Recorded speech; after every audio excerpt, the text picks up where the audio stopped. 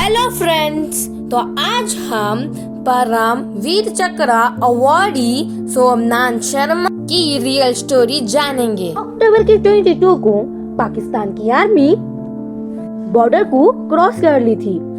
फिर वो यूआर power station की तरफ जाने लगे और फिर उस पावर स्टेशन को डिस्ट्रॉय कर दिए और पावर सप्लाई को कट ऑफ कर दिए।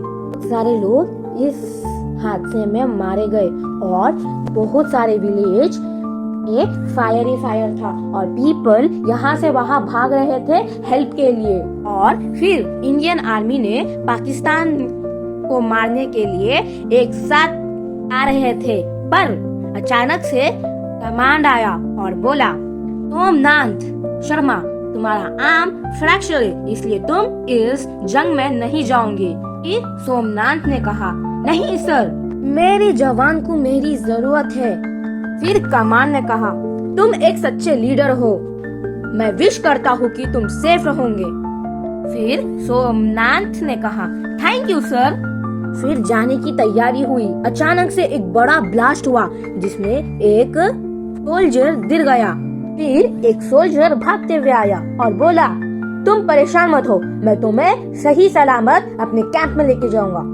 फिर कमांडर ने कहा, जवान, इसे यही छोड़ दो और जाने की तैयारी करो। फिर सोल्जर ने कहा, नहीं सर, मैं इसे ऐसा नहीं छोड़ सकता, ये मेरा बड़ी है। फिर पाकिस्तान के आर्मी ने कहा, अपनी पोजीशन ले लो, हम उन लोगों पर फायरिंग करेंगे और उन्हें जान से मार डालेंगे। इंडियन आर्मी छुपे से बैठी हुई थी और पाकिस्तान की आर्मी उन लोगों पर फायर कर रही थी और वो लोग पर बॉम्ब भी फेंके, पर वो बच गए। सोमनाथ ने कहा, एक जगह है जहाँ पर हम सेफ रहेंगे। फिर वो लोकेशन पर जाकर अपनी पोजीशन ले लिए और बोले, मैं कुछ और सिपाही की जरूरत है। तो वो कमांडर को फोन करे और सिपाही को भेजने की रिक्वेस्ट करे। फिर पाकिस्तान की आर्मी को उनकी जगह मालूम हो गई और वो उस पर फायरिंग करना शुरू कर दिए। फिर वो कमांडर को फोन करे और पूछे, सर, अभी कितनी देर होगी उन्हें आने?